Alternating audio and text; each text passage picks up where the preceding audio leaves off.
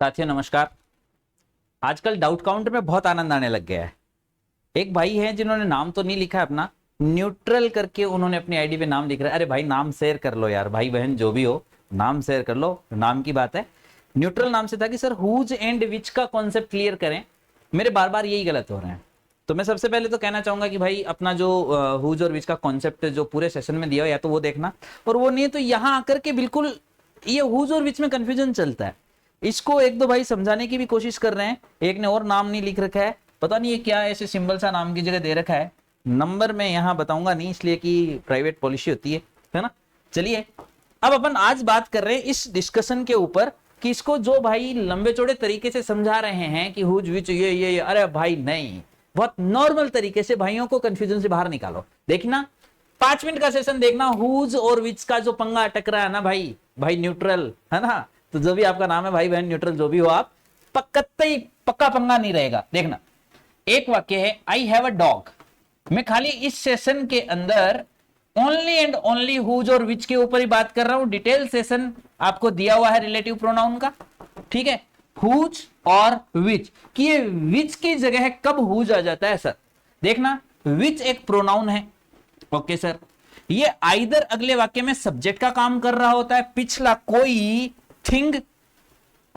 Thing या animal होता है, थिंग या एनिमल होता है, और वो अगले वाक्य के अंदर या तो सब्जेक्ट का काम कर रहा होता है और या ऑब्जेक्ट का काम कर रहा होता है। सर ऐसे नहीं समझ में आता है, लेकिन ये बात सुन के रखो, मैं वापस आपको इसी बात पे लाऊंगा। कैसे? I have a dog, okay sir. अगला वाक्य है खालिस्तान के साथ यू शॉल्ड, ओके ठीक है सर। अगला वाक्य खालिस्तान के आगे ब्लैंक कॉस्टेड मी 5,000 रुपीज, जिसकी लागत मेरे को 5,000 रुपए आई, ठीक है।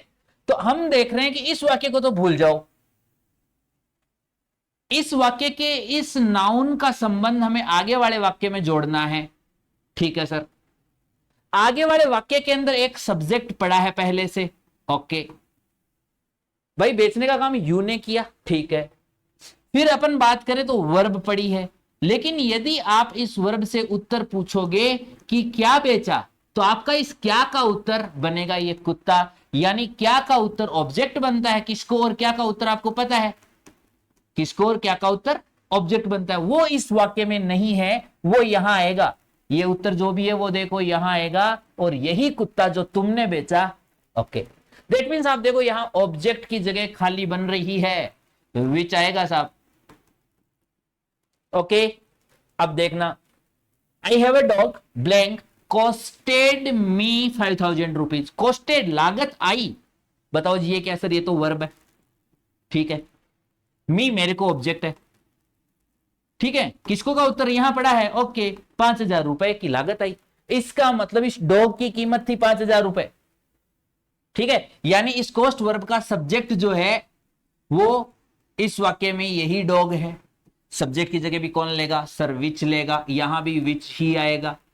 तो सर ये बीमारी कब आएगी, जब पहले वाला जो नाउन है ये थिंग और एनिमल तो है, ये थिंग हो एनिमल हो पर्सन हो कोई भी हो भाई मेरे, कोई भी हो, लेकिन इसके आगे वाले वाक्य में सब्जेक्ट भी आ रहा है और ऑब्जेक्ट भी आ रहा है, वहां पंगा नहीं हो रहा है। तो डिफरेंस क्या होता है उसके लिए नेक्स्ट स्लाइड आप ले लो। डिफरेंस ये होता है कि I have a dog blank name is Tommy, ठीक है। ब्लैंक कॉस्ट इज 5,000 रुपीज, वही वाक्य वापस ले रहा हूं मैं।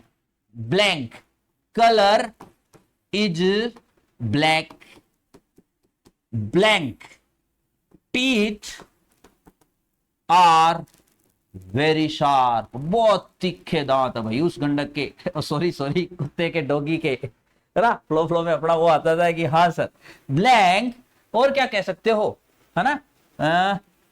बेल्ट, जो डॉगी का बेल्ट होता है, इज ब्रोकन, समझना।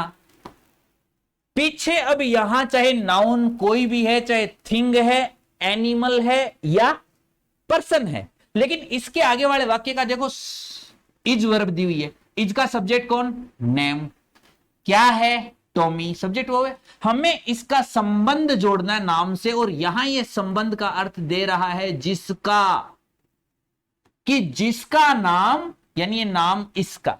कई इसको पोजेशन से समझा रहे हैं, कई ऐसे कह रहे भाई जिसका के साथ संबंध जोड़ने के लिए चाहे वो ऑफ की तरह संबंध जुड़े या पोजेशन के साथ, जो पोजेशन वाले, पोजेशन प्लस ऑफ का रिलेशन भी यही बताता है, संबंध जोड़ना चाहिए। और यहां ये जिसका के अर्थ में इस जगह जुड़ रहा होता है, तो साहब चाहे थिंग है, एनिमल है, कोई भी है, जिसका नाम, हुज नेम, वह कुत्ता, जिसकी कीमत, हुज कॉस्ट, वह कुत्ता, जिसका कलर, हुज कलर, वह कुत्ता, या कुत्ता क्यों, बॉय होता है यहां पे, हॉर्स होता है यहां पे, ठीक है, कलर पूछा है, हाउस होता है यहां पे, जिसका कलर, वह घर, जिसका कलर, वह घर, जिसकी कीमत, तो यहां कीमत के साथ जिसका का संबंध बताने के लिए ही ये हुज लगता है। तो वह कुत्ता जिसके दांत, वह कुत्ता जिसका बेल्ट, ठीक है, वह मास्टर जिसकी टाई, तो हुज टाई। साहब ये संबंध बताना हो इन नाउन के साथ, जिसका के लिए हुज लगेगा, और यदि आगे वाले वाक्य के अंदर इनका प्रयोग हो इस तरीके से सब्जेक्ट या ऑब्जेक्ट के लिए, तब वहां विच लगेगा। उम्मीद है डाउट क्लियर हो गया होगा। हो गया है तो जयराम जी को बोल देना कि yes sir, we are the achievers. Okay guys, bye.